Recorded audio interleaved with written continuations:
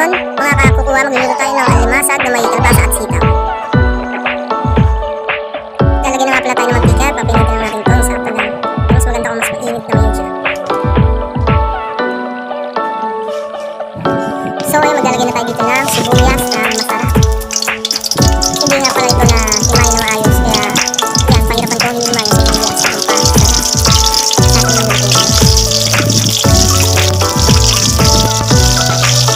Hihirapan nga pala tayo dito ng ating sibuyas na hindi nahimay. So yan, kung hirapan tayo sa pag-himay sa kanyang habang nasa kumukulo mantika.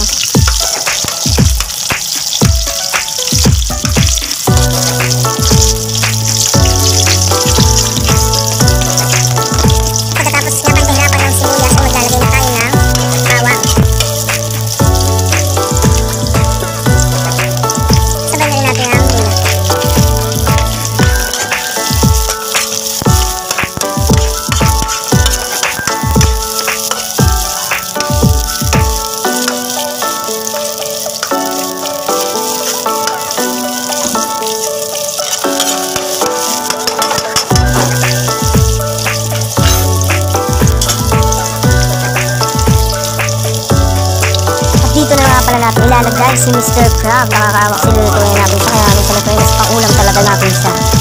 So ayan, maliit ang ating tuwali, kaya papalitan ko yan mamaya.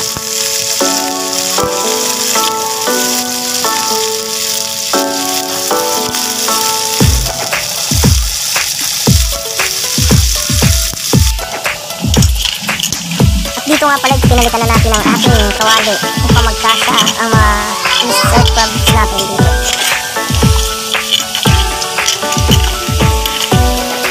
Dito maglalagay na tayo ng gata ng iyong ina. Ay, Choco Mama. Lalagay nga pala tayo ng dalawa dahil kulang ang isa. Gusto namin yung masabaw-sabaw, kaya dinalawa ko na dito.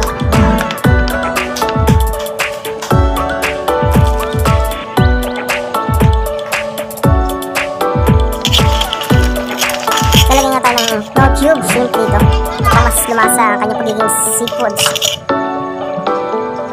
Ayan, lalagyan natin dito ang kalabasa. Mas mabuti na mas palambutin pa natin siya bago natin lagay ang sitaw.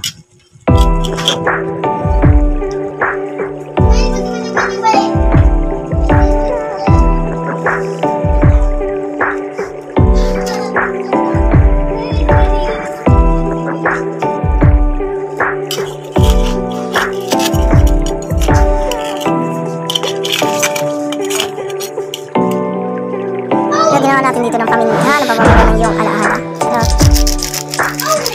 So lalagyan ko ng paminta, pamintang powder.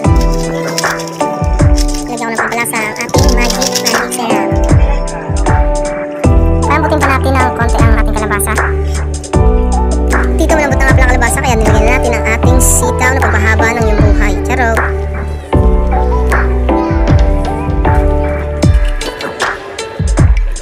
Ayan, malambot na ang kalabasa at ang ating sitaw.